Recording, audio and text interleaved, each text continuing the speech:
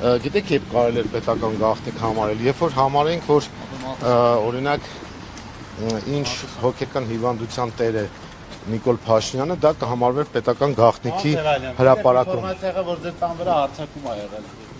Դե օրեր առաջ հիմա ես կարող եմ ասել, որ մեր տան իրար հետ, հա։ Չեմ կապում փաստն եմ արձանագրում։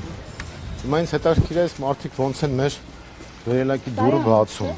Քանի օր առաջ որ հարձակում էր եղել, դա է։ Գրանցը հատկեցիք, ԱԱՑ-ի մեքենան ավելի ուշ ասավ։ Բնականաբար։ Դե մենք Չեն հասել, այսինքն։ Չեն կարող ավելի շուտ հասնել, քան մենք։ Ներեցուն դուռը դու ոնց եք բացել։ Բաց է եղել։ Դուռը բաց է եղել։ Հիմա տանը մարդ կա մեր։ Տան հետ եք, ես իմացա այս մուտքի դռան հետ եք։ Չէ, մեր տանը մարդ կա հիմա։ Գիտեմ, հեսա կբարձրանաք դուք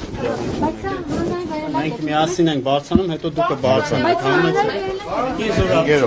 Պոստան ջան, համեցեք դուք մեր աշխատանքը կոչում Ես հա, փաստաբանը թող դա։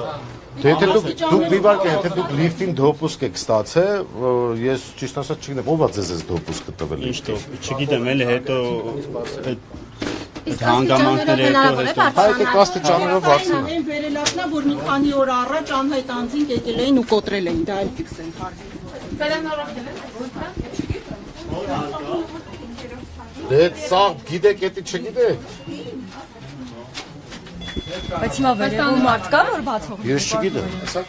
Ես չգիտեմ։ Եթե վերելակի դրանը մուտք են,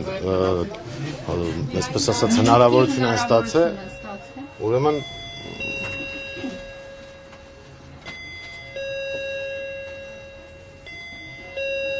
Քննիչներին ասեք թող բացեն։ Ձեզ մոտ չկա Հատ էլ կոպել են։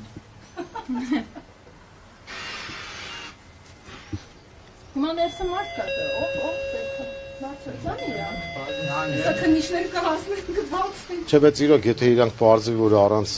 որևէ մեկի ներկայության մեր տուն են մտել, դա այլ խոսակցություն կդառնա բացի իրավականից։